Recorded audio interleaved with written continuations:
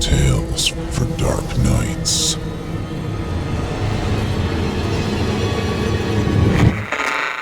Want to make sure you never miss a Chilling Tales for Dark Nights video again? Be sure to subscribe and hit that bell to turn on notifications.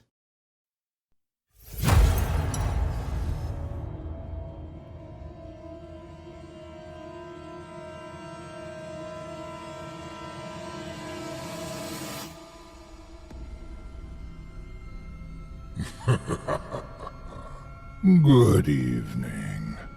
I'm storyteller Otis Jiry, and I ain't your grandfather. From where I'm from, we don't do bedtime stories.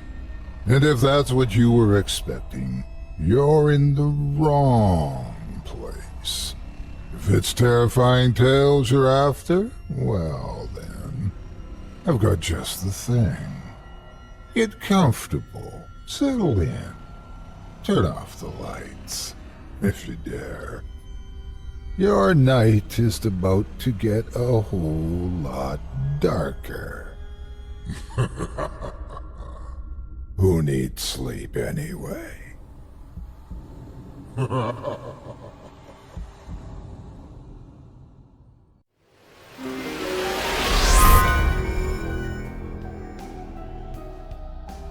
Support for this episode is proudly brought to you by BetterHelp. In the 1916 Cumberland versus Georgia Tech football game, Georgia Tech defeated Cumberland College by a score of 222-0. That's a pretty big blow. Since then, fans have only got more interested in football. People dedicate entire rituals to teams, games, stadiums, you name it. I know I do. You can fall in love with your favorite team almost like it was an old friend, one that's never let you down. But what happens when your team's robbed of its hot streak? A thing like that can be devastating to a sports fan. Being a Saints fan and being denied a Super Bowl berth because of the referee's missed call against the Rams kind of got me there. But not everyone's a sports fan.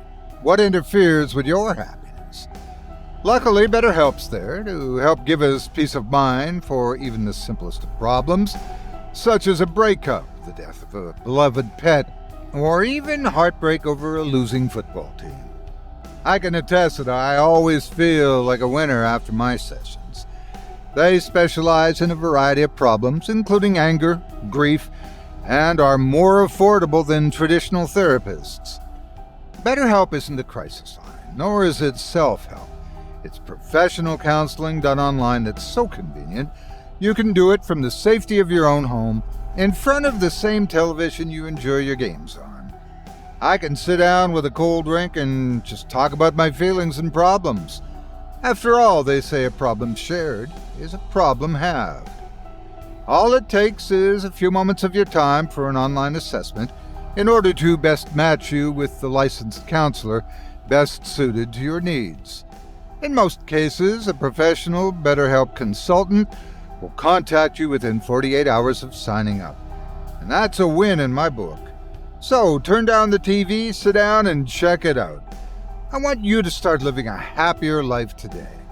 As a bonus, Scary Stories Told in the Dark listeners will get 10% off their first month by visiting our sponsor at betterhelp.com/horror.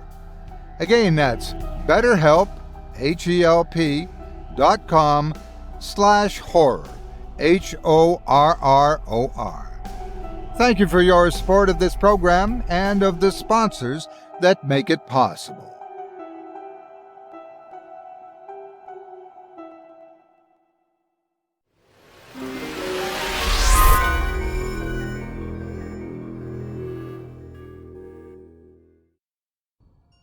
Ha ha ha ha! Good evening, you're listening to Scary Stories Told in the Dark.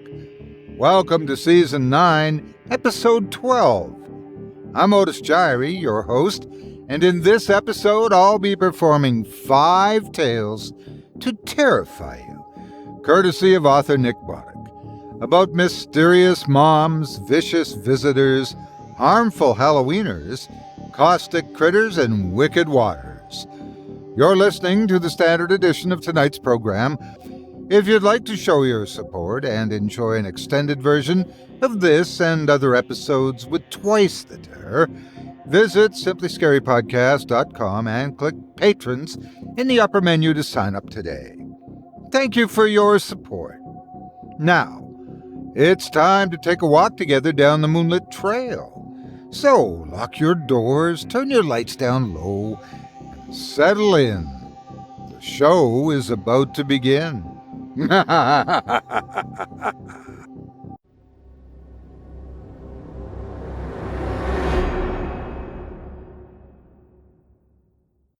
Moms are always ready with a big hug, a smile, and are always there for their kids. I mean, where would Norman Bates be without his? But it's not always Rice Krispie treats and snacks for some children. Some mothers have terrible secrets that they can't let anyone know about. Take the mother in this first story from Nick Botic, who is always behind closed doors.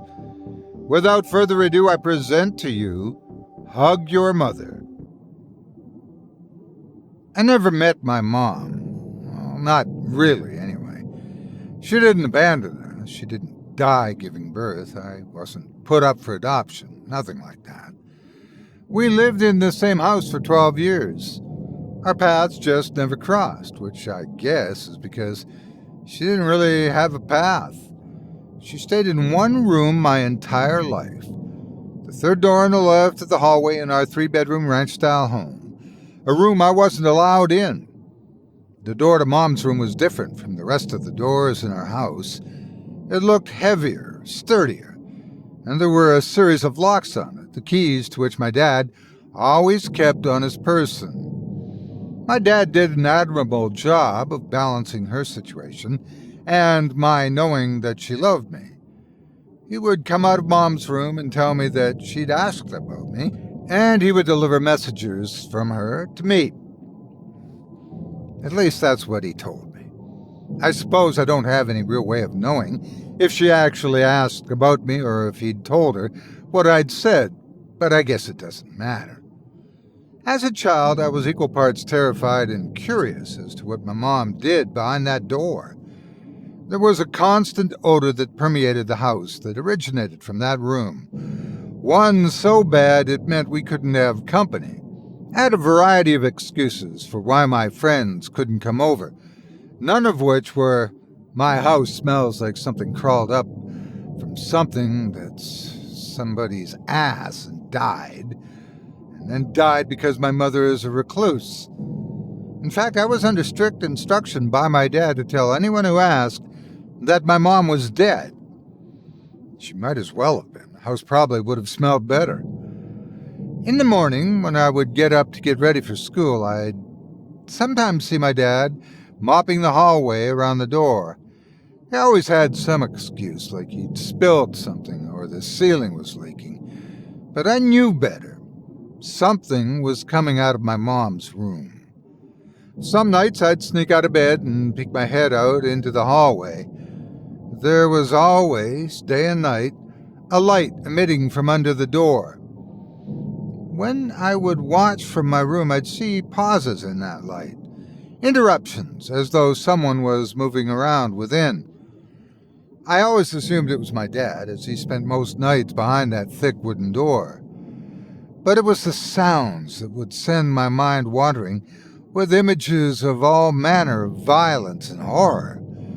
Every now and again, a scream would erupt from down the hall. It was guttural, intentional, the scream of a woman in fear for her life. There'd be bangs, crashes, the sounds of things breaking, and my dad would emerge from my mom's room, breathing heavily, and wiping himself down with a towel, covered in either sweat or water, or both, or neither. Something that made his silhouette glisten in the darkness.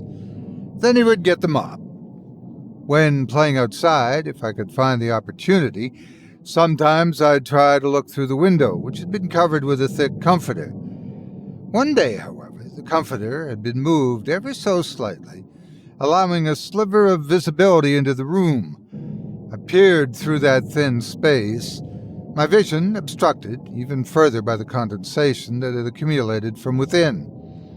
I could just barely make out the shape of a head resting on a pillow inside the room, sleeping heavily. I stood there, my 7-year-old brain trying to fill in the black left by my limited view. I stared at the head on the pillow, shifting to my left in a futile attempt to see more of the body to which that head belonged. I could make out the vague shapes of a body under a blanket, but my main focus was the only visible part of her head. As I turned back to my first position, a twig snapped under my foot, and inside the room, the head on that pillow turned toward me, and I could feel that person. I could feel my mom looking into my eyes. We each held our gaze for what seemed like an eternity, and it was, above all else, a serene moment, the very first one shared between a mother and her son. I remember a warm breeze gently blowing past me, the sound of leaves rustling and crickets dancing. There was a peace in that moment that I hadn't experienced before and haven't since. The peace was broken when I heard my dad's voice calling out for me from the back porch. It startled me, and when I looked back at the window, the comforter was slowly, deliberately, being put back into its proper place, blocking all visibility into my mom's room. What I found odd, however, was that with my last glance into the room, I saw my mom still lying down, still looking at me. With my dad at the back porch and my mom in bed, who moved the comforter back? That question plagued me for 5 years, up until the second and last time I laid eyes on my mother. When I was 8 years old, my dad informed me that he was going to be doing work in the basement, and as such, it was now strictly off limits.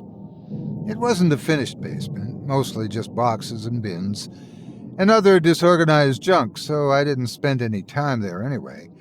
But it was now deemed a space as forbidden as my mom's room. For the next 2 weeks, the normal sounds of my home were drowned out by a cacophony of drills and saws and hammers, as well as the increased frequency of the aforementioned shrieking that rang out from behind the third door on the left.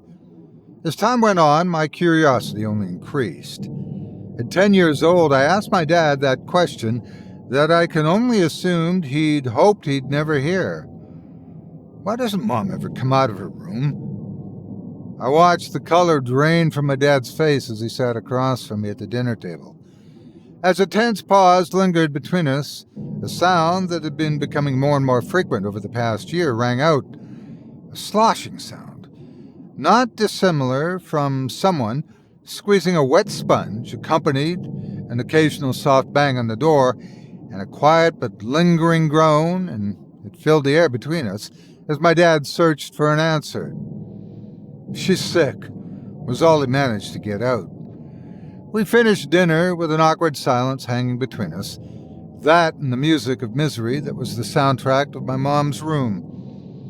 That's how it was between my dad and me.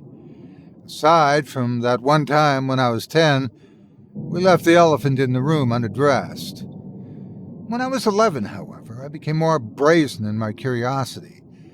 I began paying more attention to my dad. As time passed, he spent more and more time in the basement, which meant less time with my mom.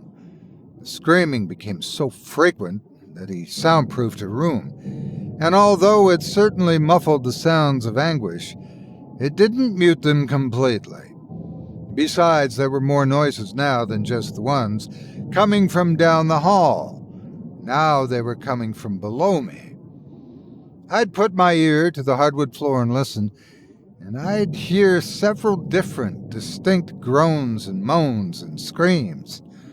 Once, or rarely, twice a month, my dad would remand me to my room under threat of extreme grounding, and over the course of about 2 hours, those collective pain sounds of agony would cease, one by one, until they were all silent.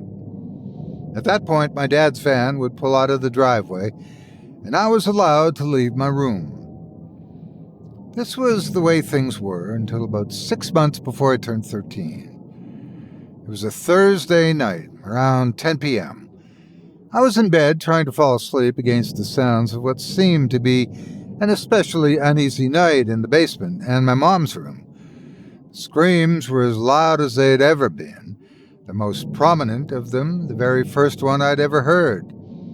But then another scream joined the chorus, and though I'd never heard him scream before, I knew it belonged to my dad. He bellowed out in what seemed to be incredible pain, then started howling my name. "Nick! Help me! Help me, please! Nick! Help me! Help me!" I leaped up from the bed and looked down the hall. It sounded like a tornado was occurring in my mom's room. Wood splintering, glass breaking, the wall being smashed into, maybe even through. The light underneath the door was flickering wildly. There was a ton of movement within. I ran to the door, from behind which my father's pained shrieks, although by that point they were slowly becoming muffled and turning into more of a gurgling noise.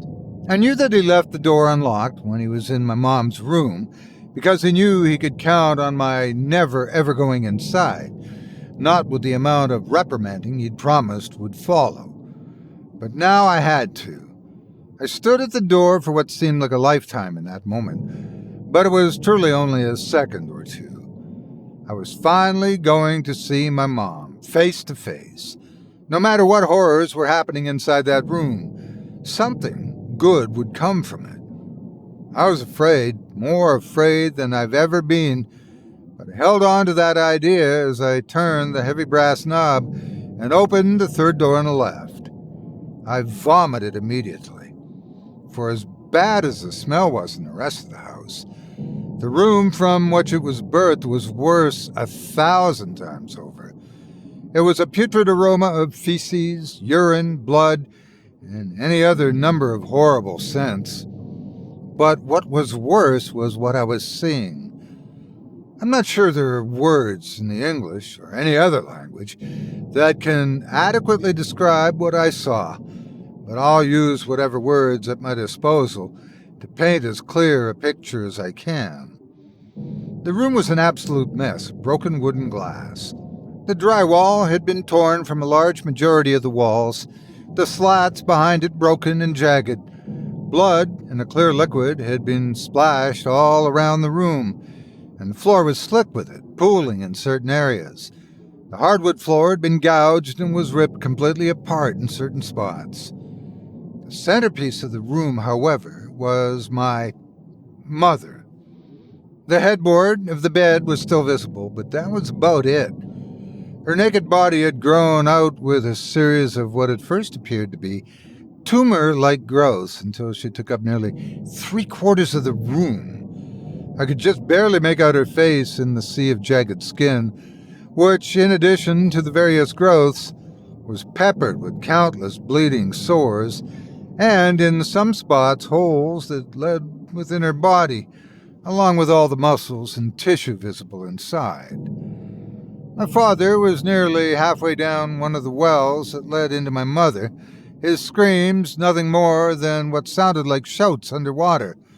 His legs flailed wildly until they didn't. Once he stopped fighting, he was slowly consumed by the mass of flesh. I stood there in abject horror as my mom's eyes turned to me and teared up. She moaned in pain, the most misery I could ever imagine a person being in. I didn't know what to do. I wasn't equipped to respond to what I was seeing, and I was even less equipped for what followed. The tumorous growth nearest to me began to break open, clear, thick water spilling out of it.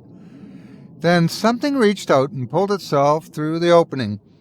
The thing was a mass of stringy limbs, as many as 6 arms and more legs. Teeth jouted out from all over it, separate from and inside multiple mouths that contained long, wet tongues, and it had numerous blinking eyes. It screamed. It screamed loud and long, and it seemed to be in pain. That's when I noticed the floor just past it. It had been removed, and the thing that was presumably once my mother had grown downward toward the basement. My dad's keys were on the floor next to the door, so I picked them up and ran to the basement door. It took me a minute, but I unlocked the 5 locks and descended the basement stairs. Down the stairs and to the right was the rest of her, and them. She had grown down all the way to the floor, and there were more of the limbed things writhing about. More of them, at least 50 in varying sizes, were piled up on opposite sides of the basement, from where the crooked mass that was my mother fed through the floor. Another of her sores burst, another monster falling out of it. I didn't know what to do. I was in shock. I stood there for at least a half hour watching these things be born into misery. Their mess of arms and legs and teeth and eyes, begging to understand what and why they were. I finally snapped out of it and turned to go back upstairs, and that's when I noticed a message etched onto the back of the basement door. "Nick, if you are seeing this, take the gun at the bottom of the stairs and kill her." Sure enough, there was a shotgun positioned at the bottom of the stairs. I went back down and grabbed it, then meekly made my way to my mom's room. A clear liquid from within her had formed a thin river down the hallway, which I avoided as I made the trek back to my room.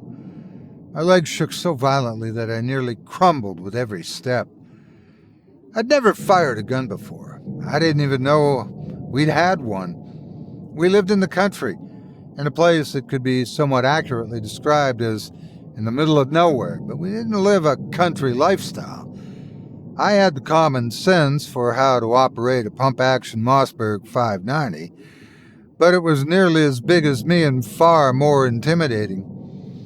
I took a reluctant step back into the room where my bloodied, wounded, and presently birthing mother was howling in pain. I nearly vomited again when I saw my dad. From a gaping wound on the side that faced me, his mangled, twisted body began being ejected. But my mother's gaze took my attention away from that. I took apprehensive, uneasy steps towards her, shaking so much that, in retrospect, I find it to be a miracle the shotgun didn't go off prematurely. Her face was like any other. The stretching and growth of her body hadn't affected it at all. She had glistening brown eyes that hypnotized me when I looked into them, and I truly believe that she must have been beautiful before all that. But right then, in that room, part of her brain was visible in the mass of tangled, unkempt hair. She was an amorphous blob of skin and blood and bones and sinew and mouths and teeth, and perhaps most noticeably, fear. I looked into her shining eyes still so full of life, and I saw fear, pure fear, anguish, misery, pain, fatigue. While her mouths moaned and groaned and screamed, her eyes begged for mercy, begged for all of it to end. I sobbed. I was experiencing so many things all at once that I could feel my body and mind nearly shut down entirely. There was a fear I hadn't known and hadn't known since. There was a confusion at what it was I was witnessing and doing at that moment. There was apprehension towards pulling a trigger and ending a life.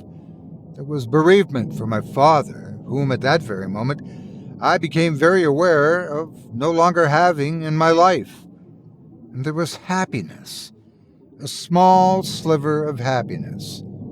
I'd finally met my mom. It didn't matter that she was this mutated, mangled mess that had grown to nearly the size of a room and down into the basement. It didn't matter that she had hideous, bulbous growths and sores all over her body. It didn't matter that she had consumed my father and spit him out like a chicken bone. It didn't matter that at that moment she had unimaginable horrors falling out of her wounds and thrashing around in perceived malignancy. She was my mom. She was my mom and she needed help. I used all my strength to pull back on the hand grip and load it around into the shotgun. I lifted it and looked into my mom's eyes, which sparkled under the bright light above. I watched a tear roll down her. It traveled down where her cheek would have been, eventually getting lost in a crease of bruised, jagged skin. Her eyes said more than any of her mouths ever could. Her eyes told me she loved me and that what I was doing was okay, that it was what she wanted. I tried to say, "I love you," but the words got caught in my dry throat and were barely intelligible. And she just looked at me, pleading with her eyes. I cleared my throat and said it again. "I love you, Mom." And I pulled the trigger. My ears rang after the deafening blast from the shotgun exploded from the barrel and splattered me, the walls, and everything else with a mess of blood and that clear, watery substance. Tumors still opened and those things still wriggled out. I stood there for a moment, my world spinning around me. I then felt a tug at the bottom of my pajama pants. I looked down and found a gelatinous pile of wet skin and teeth and tongues and holes, with one of, that I could see, 3 arms reaching out, its 4 jagged bleeding fingers curled around the cotton at my ankle. I didn't want to do it. I honestly didn't. It just seemed like mercy. I killed it. Then I killed another. Then another. I killed them until there were no more shells in the gun. There were more lumps in my mom's corpse, with things squirming underneath. I didn't have it in me to keep looking into those things' many eyes and ending them. As another monster broke free from the mass that dwelled behind the 3rd door on the left and down into the basement, I retrieved both of the gas cans my dad kept on the back porch, followed by the propane tank from the grill. And then I listened to it all burn. The screams of agony dwindled as the flames roared, the short, miserable lives of my brothers and sisters ending in a violent cocktail of gas and fire and smoke. My new reality dawned on me as I walked the 11 miles into town and to the police station. My dad was dead, gone. And at the time, I thought I'd remember him as a man who, however selfish it may have been, loved his wife so much he did everything he could to keep her alive with him. But nearly a $500,000 payout from the will of a man who made less than $10,000 a year and didn't have life insurance led me to question who he really was and added to the already mountainous amount of questions I had about the circumstances surrounding my mother. I've accepted that I'll likely never know the truth about why my dad kept my mom alive, if it was out of love or some other more nefarious reason. What I do know is that I've chosen to believe that my mom loved me, that she really did ask after me in between her ever-increasing bouts of misery and birthing. And I know that I loved her. And I know that she needed to be set free.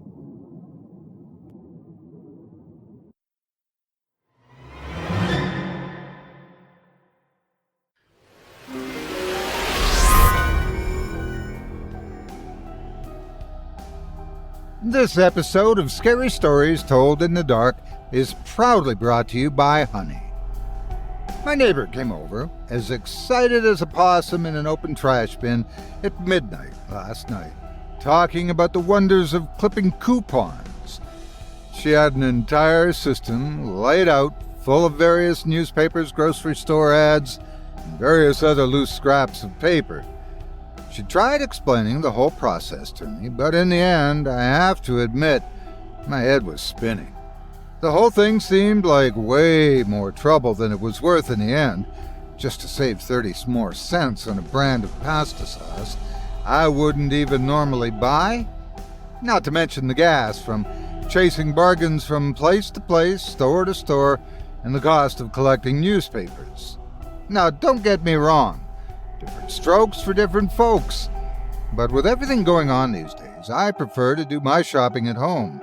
I thanked her for her time, helped gather up her heaps of laminated strips of papers, opened my door with a clean tissue, discreetly of course, and sent her on her way. Thankfully these days, the advantages of online shoppers are endless.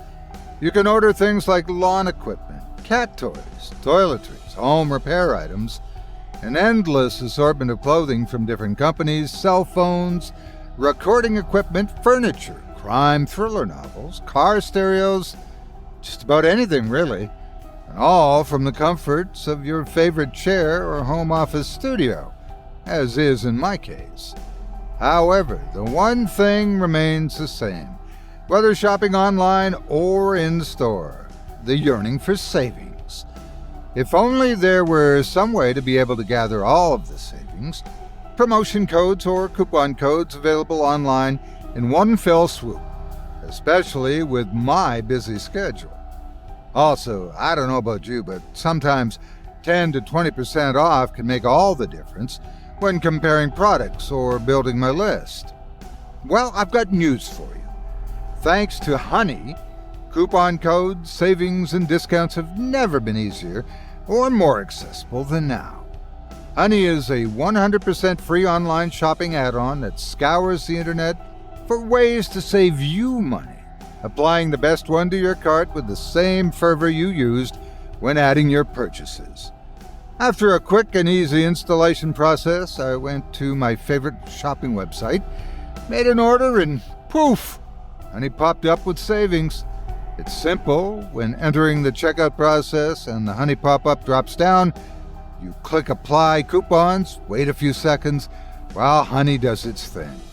If there is a working coupon available, the prices will drop like magic before your eyes. This new, and again I must say, free program supports over 30,000 online stores. Honey recently saved me a sizable amount of money on new recording equipment, and that was just from one purchase. Honey has found over 17 million members $2 billion or more in savings. That's amazing. If you haven't heard of or have reservations about Honey, you could be missing out on savings you could put toward buying more items. It's literally free, installs in a few seconds, and by getting it, you'll be treating yourself and supporting what we do here at this podcast. It's definitely been a game changer for me. What's more is, scary stories told in the dark listeners get Honey for free at joinhoney.com/scary. That's joinhoney.com/scary, SCARY. Thank you for your support.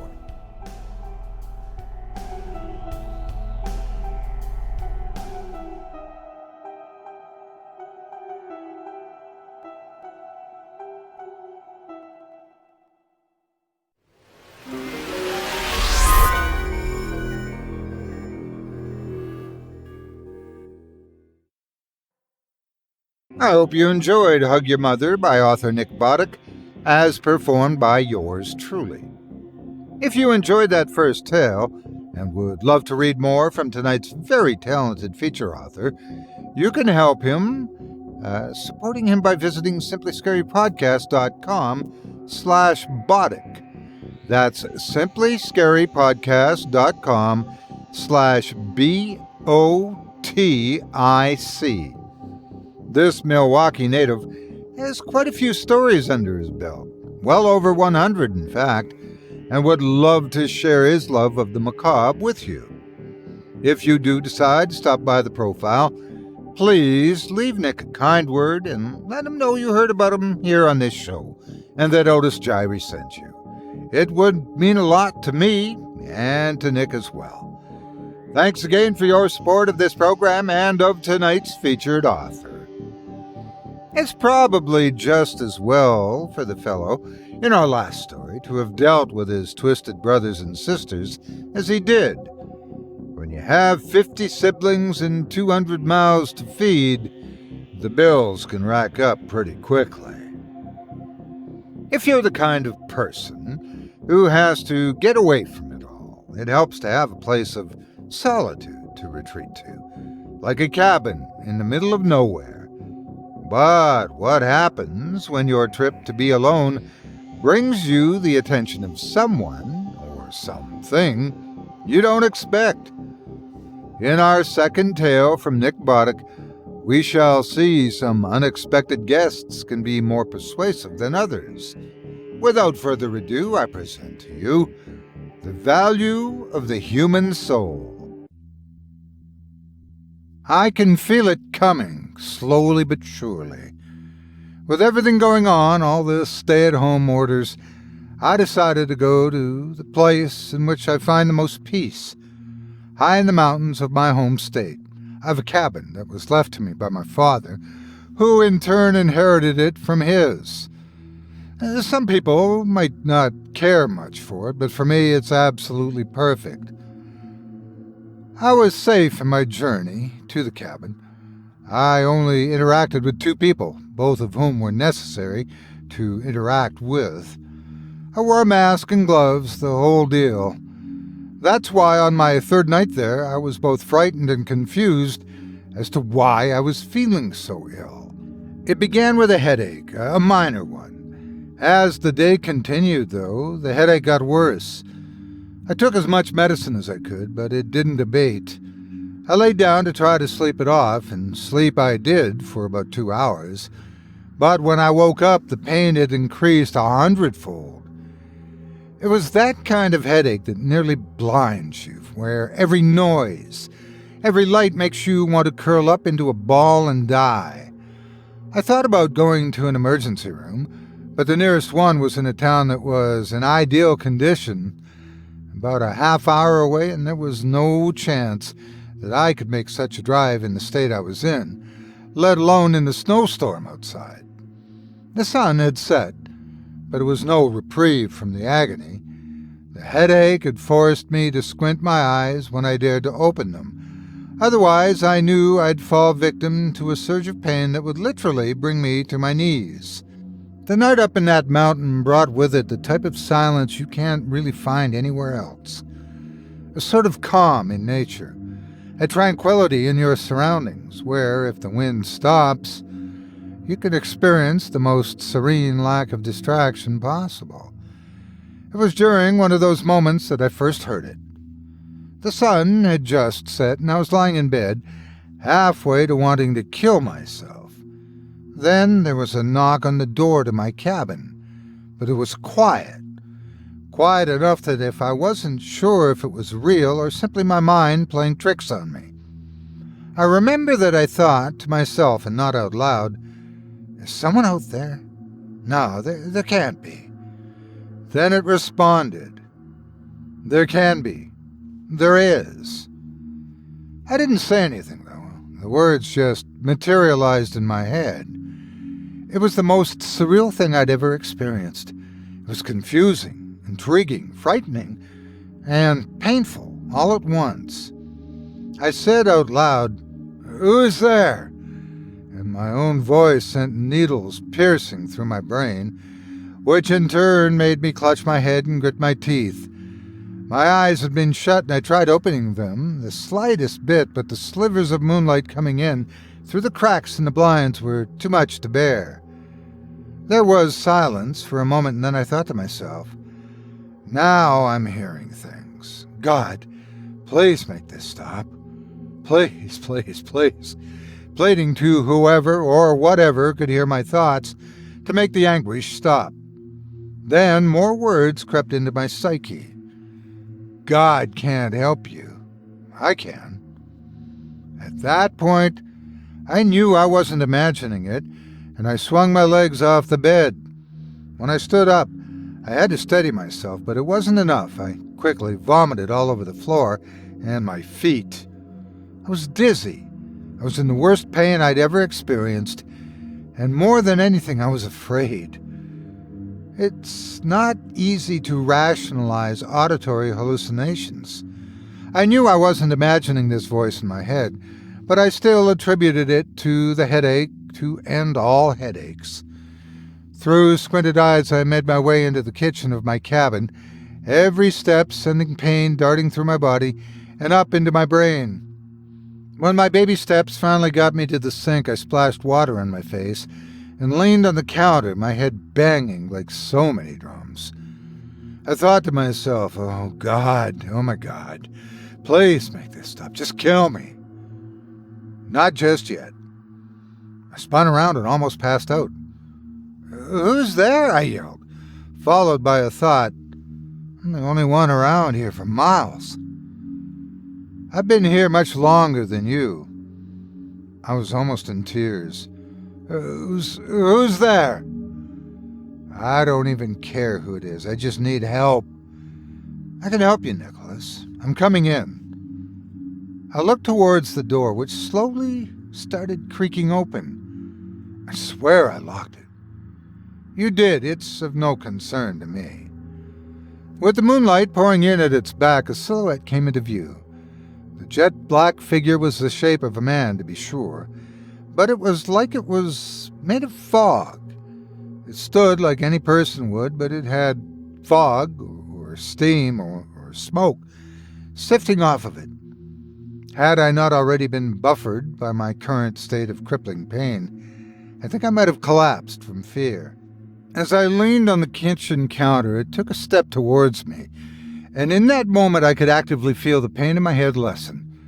And so it went, with every step it took towards me. I went from wanting to eat a bullet to having a headache that, while still several times the normal migraine, was no longer the completely defeating agony it was just prior moments before.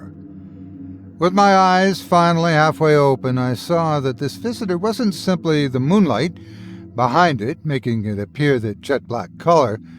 It was featureless, a man-shaped mass of lately smoking darkness. You're starting to feel better, yes? It still wasn't actually talking. Yeah, how? I asked it. Sit, Nicholas. How do you know my name? I pinched the bridge of my nose and pulled a chair out from the kitchen table. I know much more than your name. Who are you? It finally spoke. Its voice was deep, gravelly. It would seem I'm your saving grace. There was an awkward silence as I tried to open my eyes further. My mind couldn't make sense of what I was looking at, and I was subconsciously trying to rationalize it. I've been on this mountain a long time. And who are you? How did you get in here? With the pain somewhat alleviated, the bizarre nature of the situation was beginning to dawn on me. You invited me, it said. Well, hell, I did. My response wasn't born of confidence, but of adrenaline and fear. But you did. Not so much directly, but in your actions.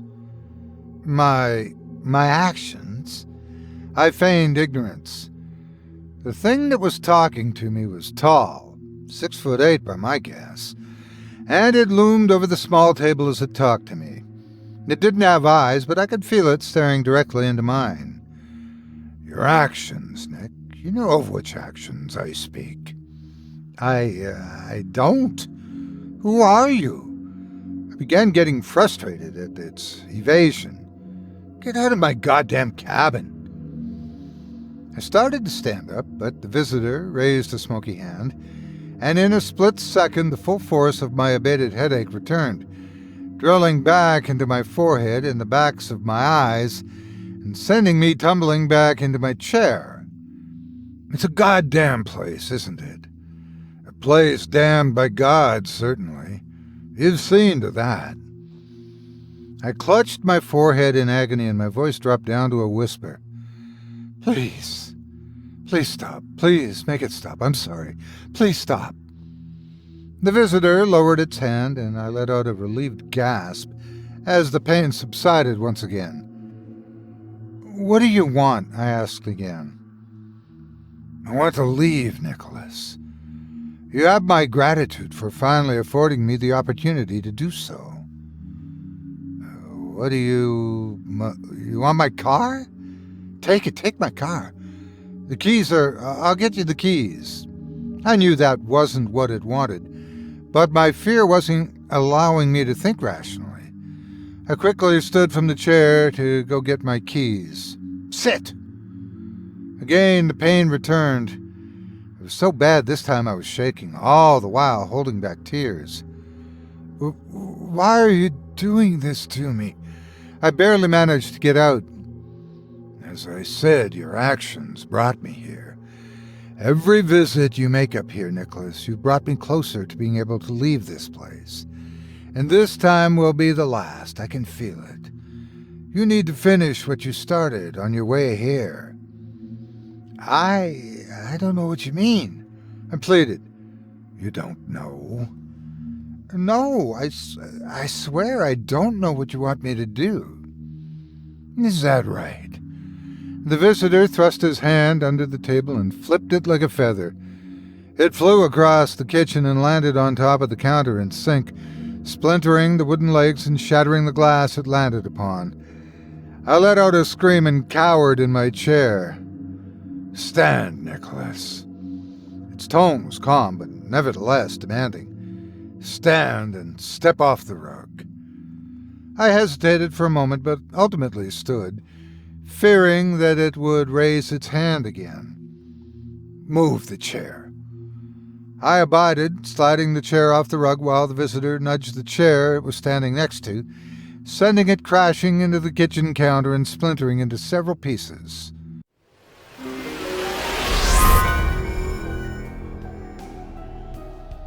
Support for this episode is proudly brought to you by BetterHelp.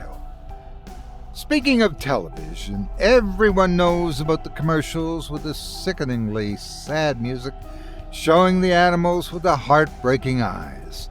Hell, I've known women that have jumped up within the first 10 seconds of the song to change the channel. As helpful as it's meant to be, it only takes a few moments of seeing the footage to ruin your whole day, leaving haunting images for the next 24 hours or so. Intrusive thoughts of inadequacy, fear, guilt, anger, grief, and depression can be a lot like that, making clips of falsehoods play in your mind like an unwanted television commercial of your favorite program, haunting melody and all. Luckily, BetterHelp is there to help keep your mentality and peace of mind in check when dark thoughts come your way. BetterHelp isn't a crisis line, nor is it self-help. It's professional counseling done online that's so convenient that you can do it from the safety of your own air-conditioned home. Their licensed professionals specialize in depression, stress, anxiety, anger, family conflicts, self-esteem, and a number of other personal difficulties. All it takes is a few moments of your free time and a clear head for an online assessment. They use your results in order to best match you with your licensed counselor best suited to your needs. In most cases, a professional BetterHelp consultant will contact you within 24 to 48 hours of signing up. You can't get much better than that. Or can you? I've neglected to mention that BetterHelp is also more affordable than traditional offline counseling, with financial aid being available and with new counselors being hired every day from all 50 states and various countries. There's service available for clients worldwide. So what are you waiting for? Put away those ASPCAIs and give yourself and mental health the best gift you can give. I want you to start living a happier life today. As an added incentive, Scary Stories Told in the Dark listeners will get 10% off their first month by visiting our sponsor at betterhelp.com/horror. Again, that's betterhelp.com, HELP/horror, HORROR. Thank you for your support of this program and of the sponsors that make it possible.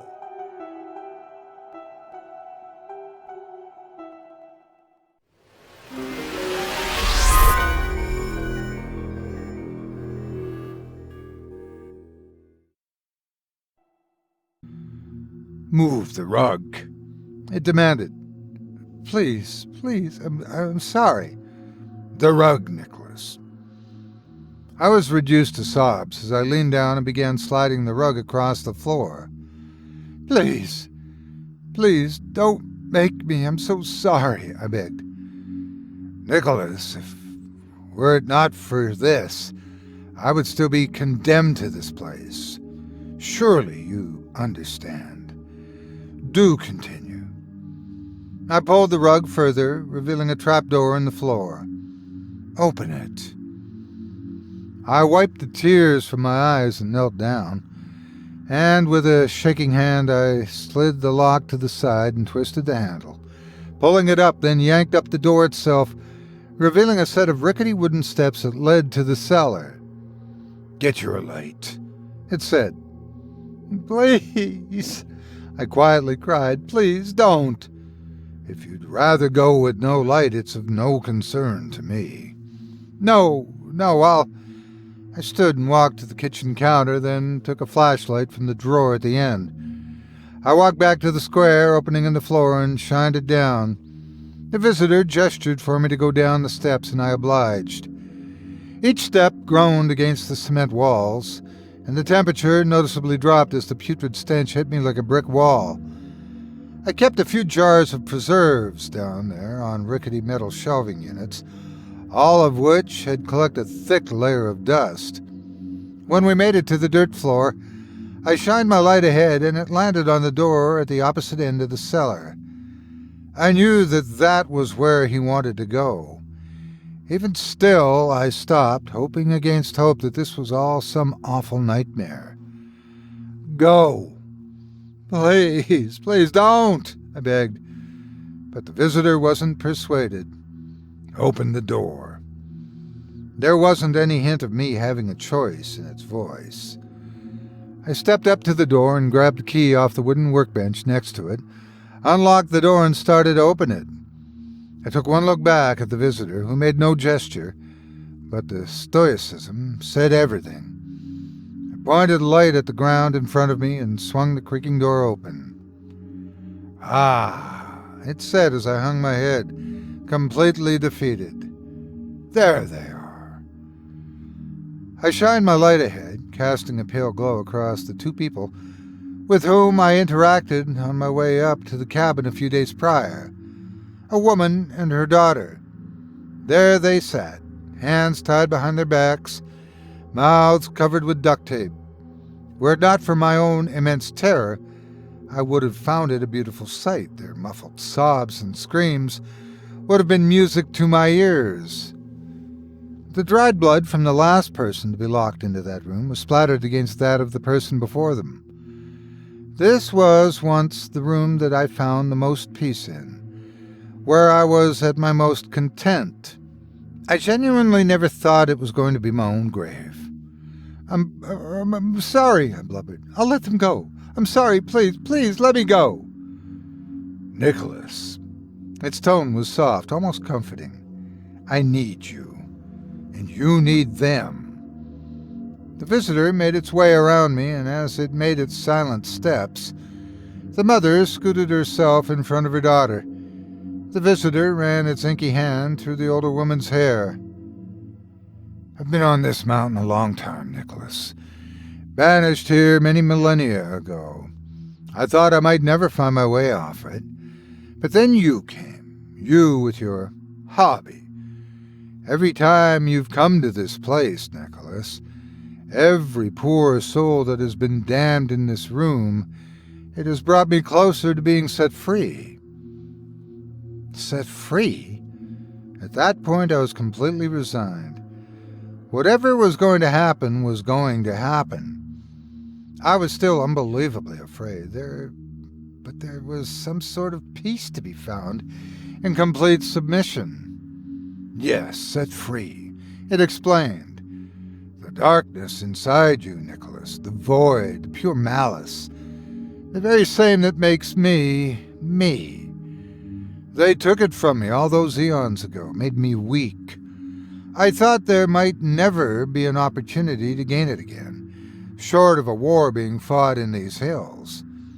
But then you brought a boy up here 14 years ago, and I knew that if you ever returned, my luck would change. These two will complete it.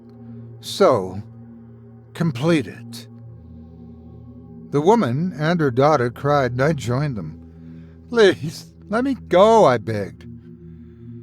Do what must be done, Nicholas. Know that you are doing me a great service. The next world you will have helped bring into reality. I looked behind me defeated. I took a few wobbly steps and grabbed my instrument of choice, a hammer, from the workbench. There were still the splashes and stains of red from the last people it drank from on the claw. More of the visitor's words crept into my mind. Please know that your deaths will not be meaningless. I owe you a debt of gratitude for your part in the days to come. I heard the woman scream from behind her gag, a sound I would have reveled in were it not for the circumstances. I thought of swinging the hammer at the visitor, but common sense told me it would have made no use. If nothing else, I tried to take solace in the fact that the last thing I did in this life would be the one thing I truly loved. I'm not one for gratuitousness, so I feel no need to share the next few bloody details. When I was finished, the visitor took me back upstairs. Please, please, you can let me go now. I did what you needed, right? Please. Nicholas, that part was for you. Think of that part of you as a tank. The pure evil needed to do what you do, it fills that tank. That tank is now full. And now I need its contents. What does... The visitor took its smoky hand and plunged it into my solar plexus. I can't describe what it felt like because the moment its hand touched me, I fell unconscious. When I came to on the floor of the kitchen in my cabin, it was 2 days later, which is now 2 days ago. The visitor was nowhere to be found.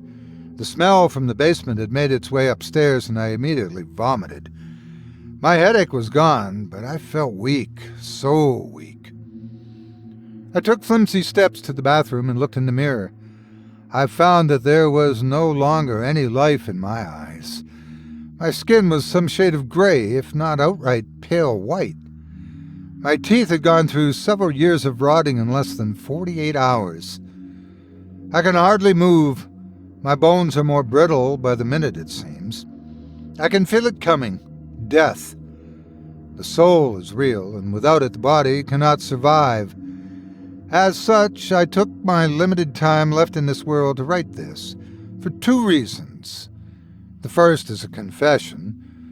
40 steps south, 22 steps east. You will find my previous guests beginning there, and every 20 steps moving east thereabout. The second purpose is to warn you. Judge me as you will. I'll have no regrets for the things I've done in this life. If given a chance to do it all over again, I wouldn't change a thing, except perhaps the location of my workshop. Aside from that, despite the fact that I may view you all as little more than lambs for me to lead to slaughter, you deserve to know. Something was on this mountain, and I'm sorry for setting it loose.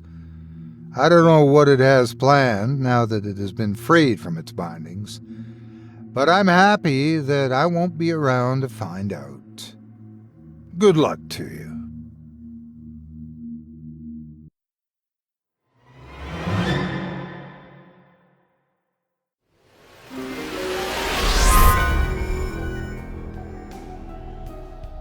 This episode of Scary Stories Told in the Dark is proudly brought to you by June's Journey. Who? What? Where? Why? When? These are the 5 questions to which all others are based. Okay, maybe that's not entirely true. However, they are some of my favorite questions to ask myself when playing a game. Racking my brain on the latest whodunit is a fond hobby of mine, in fact. But you can only find the maid in the conservatory with the candlestick so many times before you're left wondering what else is out there. Well, luckily for me, and hopefully you, I've found the perfect thing. It's called June's Journey, and it's absolutely free to download. June's Journey is a hidden object murder mystery game. You'll awaken your inner true crime detective and step right into a thrilling adventure set in the heart of the Roaring Twenties. Your favorite character's name is June Parker, an amateur sleuth investigating the mysterious death of her sweet sister. One of my favorite ways to unwind is to sit down, open my phone, and search for the hidden objects and collect clues after a difficult day. June's Journey provides endless hours of fun, with thousands of intricate scenes and new chapters every week. I get to strengthen my mental muscles in areas such as thinking ahead and having to rely on my memory to make my way through. And remember, it's free to download on your phone or tablet and is available on both Android and Apple app stores. Sit back, relax, and let your inner Sherlock escape to the glamorous Roaring Twenties as you search for hidden clues to solve mystery after mystery across thousands of vivid scenes. And with new chapters every week, there's always a new case waiting to be cracked. I implore you to give the first chapter a shot and see for yourself. Be the starring role in a thrilling murder mystery full of hidden clues, immersive scenes with danger and romance in full force. So what are you waiting for? Challenge yourself. Help keep your brain sharp and indulge in true crime cases while relaxing in the comforts of your own home at the same time. Join the rapidly growing community of over 30 million fans worldwide and download June's Journey free today on the Apple App Store or Google Play. Ready to awaken your inner detective? Download June's Journey free today on the Apple App Store or Google Play.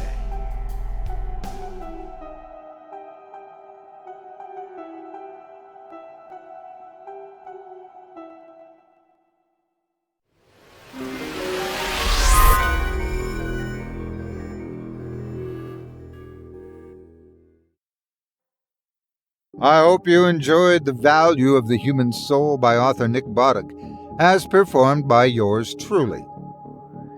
I don't know what he unleashed upon this earth with his shenanigans, but I recall a cousin who had a really bad headache a few weeks ago. Turned out it was just a few earwig eggs in his brain, and a little work with a corkscrew cleared that right up. If you've enjoyed the tales you've heard tonight, I'd like to remind you one last time that tonight's featured author can be found by visiting our website. Just visit simplyscarypodcast.com/Botic. That's simplyscarypodcast.com/BOTIC. Not only is he a prolific author, but he has a video series about the real stories behind creepypastas, several books, and ghostly tales to give you shivers then you can shake living set of antlers at. As a reminder, if you do decide to give any of this talented author's stories a read, please consider leaving him a quality review and a kind word, or a thoughtful public comment and an upvote. And be sure to let them know that you heard them right here on this program and that Otis Jiry sent you. It means more to me than you can imagine, and I'm sure Nick would much appreciate it also. Thanks again for your support of this show and of tonight's featured author. Now, before we go, I'd also like to take a moment to thank you personally for joining me for this episode of Scary Stories Told in the Dark. If you've enjoyed what you've heard on today's program, please take a moment to stop by our iTunes page, or wherever else you listen to your favorite podcasts, and leave us a 5-star review and a kind word. It makes a huge difference, and it would mean a lot to us. If you'd like to hear a premium extended edition of tonight's and all of our other episodes featuring twice the terror, visit simplyscarypodcast.com today and click the Patrons link in the menu at the top of the screen. You'll find yourself at chillingtalesfordarknights.com where you can purchase season passes for this podcast and our other quality storytelling programs, or become a patron for as little as $5 per month and get access to our entire audio archive dating back to 2012, all of it ad-free. If you happen to use Facebook, Twitter, Instagram, or YouTube, you can follow and subscribe to Chilling Tales for Dark Nights there, where you'll get all of our latest updates and new releases and have the chance to interact with us each and every week. You can subscribe to me on YouTube as well, at the Otis Jiry channel, where you'll find releases of my series, Horror Storytime, dating back to 2014. And you can find me on Facebook, Twitter, and Instagram too. Just search for Otis Jiry. Until next week, stay spooky and get some sleep, if you can.